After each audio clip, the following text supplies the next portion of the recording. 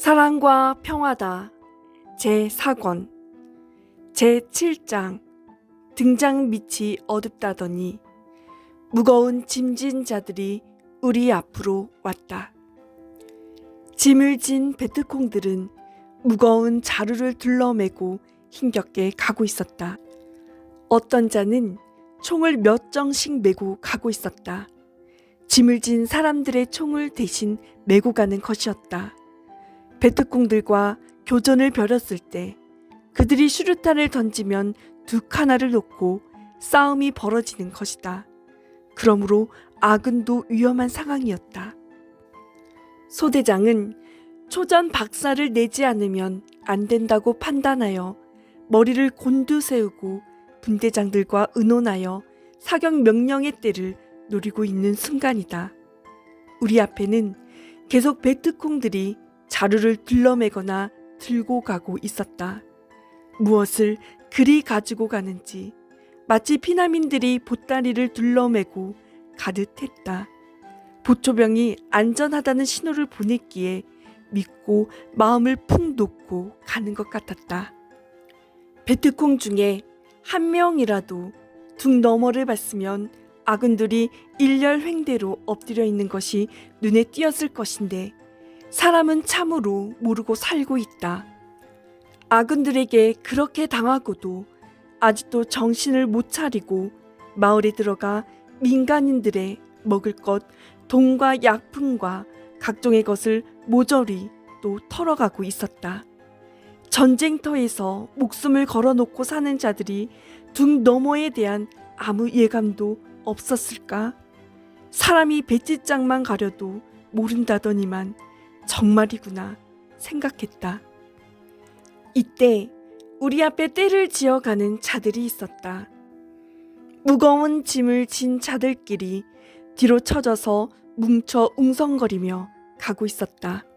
마을에서 사정없이 몽땅 밀어두지 않고 힘이 있는 대로 탈취해 털어가고 있었다.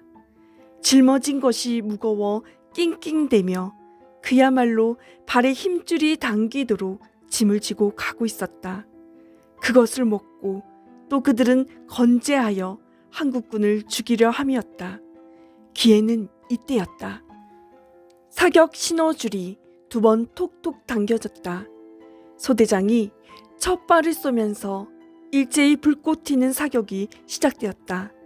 앞으로 도망가는 자들에게 크로모아를 터뜨리고 수류탄 수십 발을 까 던지며 모두 일어나 사격을 가했다. 일렬 종대로 가는 베트콩들의 가운데를 잘라서 쳐버리니 마을 쪽에서 나오는 자들은 다시 마을로 도망쳐 버렸고 이미 산 가까이 간 자들은 산으로 도망쳐 버렸다.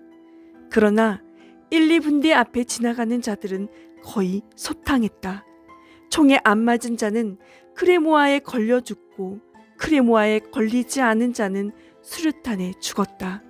그렇지 않으면 심장마비가 나서 죽을 수밖에 없었다.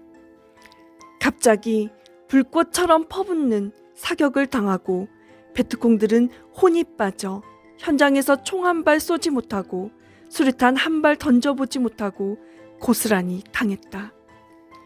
20분 만에 후다닥 상황은 끝났다. 플래시를 비추며 확인하니 시체들이 여기저기 쓰러져 있고 아직 죽지 않고 꿈틀거리며 신음소리를 내고 있는 자도 있었다. 메고 가던 자루를 집어던지고 3명이 포개져 자리도 못 옮기고 죽어 있기도 했다. 여기저기 흩어진 총들을 수거하니 2분대 앞에만 장총 7정이 나왔다. 자루 속의 물건들을 대강 파악해보니 생활용품들이었다. 그런데 캄캄하여 제대로 파악할 수가 없어 날이 새면 확인하기로 하고 다시 둑을 넘어왔다. 전우들은 초저녁부터 엎드려 긴 시간 동안 매복을 서다 보니 가슴팍이 저리고 쥐가 나 죽을 고역을 치렀는데 한바탕 싸움을 하고 난 후 모두 몸이 풀렸다고 했다. 이제 베트콩들을 소탕했으니 마음이 놓여 앉아서 도란도란 이야기하면서 날이 새기만을 기다리며 야간 경계에 들어갔다. 이날은 베트콩 보초를 서는 자들이 자기 코앞에 40년 정도 한국군이 매복하고 있었어도 몰랐다. 처음에 마을을 침투하러 갈 때도 모르고 모두 마을에 들어갔을 때도 또 모른 것이다. 한편 한국군은 완벽하게 위치가 발각되지 않게 하였다. 먼저 적을 발견하고 적의 동태를 보면서 철저히 기치를 버려 행했으니 그 작전으로 성공한 것이다. 완벽하게 해야 완벽하게 승리한다. 이날 베트콩 보초병이 3명이나 철저히 살폈어도 영감, 직감, 예감이 흐렸던 것이다. 사람은 생각이 생명이다. 생각에서 인식을 못하면 아무리 조심해도 안 된다. 확실히 알고 행해야 성공한다. 한국군은 확실히 눈으로 보고 행하였고 그들은 못 보고 조심만 하고 행하였으니 확실히 보고 행한 자에게 패한 것이다. 인생의 삶과 생활의 전쟁터에서도 확실히 알고 하는 자가 승리한다. 종교, 정치, 경제 등 세상 만사 모두 아는 자가 쥔이 되고 승리한다. 신은 안다. 그러므로 신과 일체되고 하나님을 부르고 그 편이 되어 행한다면 인생에서 승리하고 산다. 지혜의 잠언 제41집 291. 힘들면 잠시 쉬되 성자품을 벗어나서 쉬려고 하지 말고 성자품에 딱 안겨서 성자 손을 딱 잡고 잠시 휴식하면 된다. 292. 휴식은 충전이 될 정도로 해야지 휴식을 영원한 이별이 되게 하면 안 된다. 293. 언제나 어디서나 마음 딱 잡고 정신줄 딱 잡고 놓지 말고 성자를 중심에서 희망을 가지고 하면 날게 된다.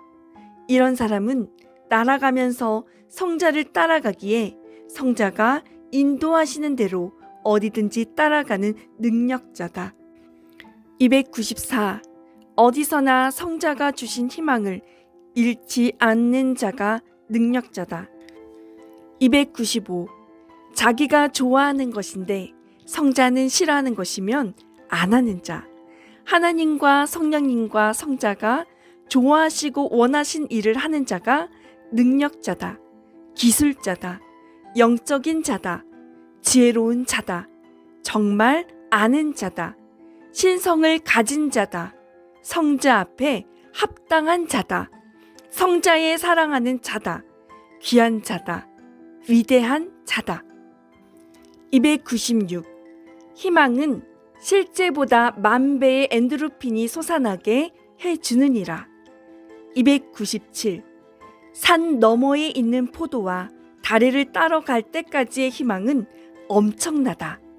그 희망은 포도와 다리를 따기까지 계속해서 엔도르핀이 솟아나게 한다. 그러다 실제로 따먹을 때는 희망도 끝나고 엔도르핀도 솟지 않는다. 298. 인생은 목적을 두고 살아간다. 목적을 이룰 때까지 희망과 엔도르핀은 연속된다. 목적을 이뤘을 때만 기쁨과 희락의 시간이 아니다. 목적을 이루는 과정의 기간이 삶의 희락의 기간이다. 299.